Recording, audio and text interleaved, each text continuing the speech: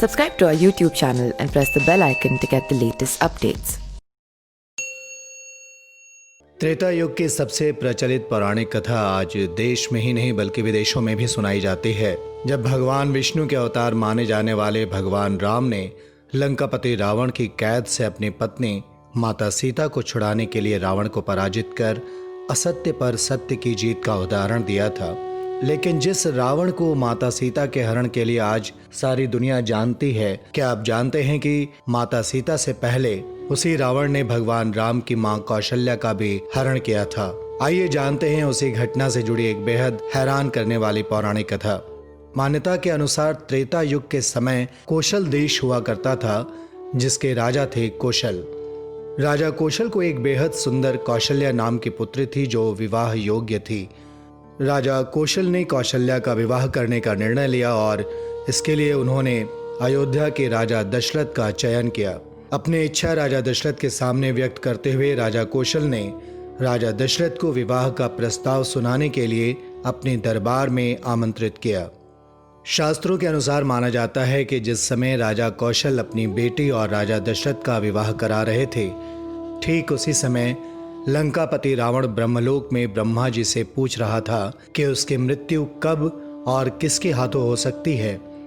रावण की विनती सुनकर ब्रह्मा जी ने उसके सवालों का जवाब देते हुए बताया कि राजा दशरथ की पत्नी कौशल्या से इसी युग में साक्षात भगवान विष्णु जन्म लेंगे और वही तुम्हारे मृत्यु का कारण बनेंगे।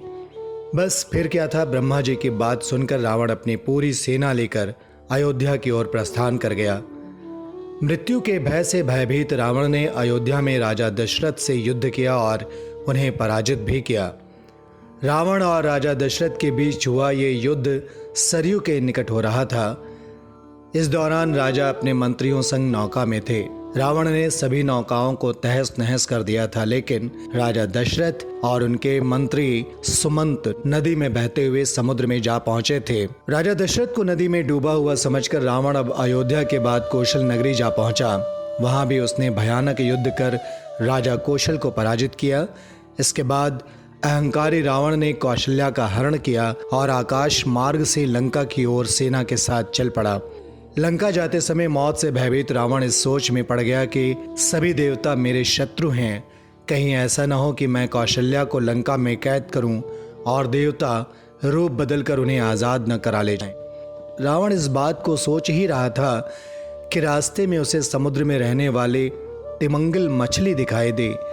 फिर रावण ने कौशल्या को उसी तिमंगल मछली का निवाला बनाने का फैसला किया। इसके लिए रावण ने पहले कौशल्या को एक संदूक में बंद किया और फिर उसी मछली को सौंप दिया और स्वयं अपनी सेना के साथ लंका लौट गया।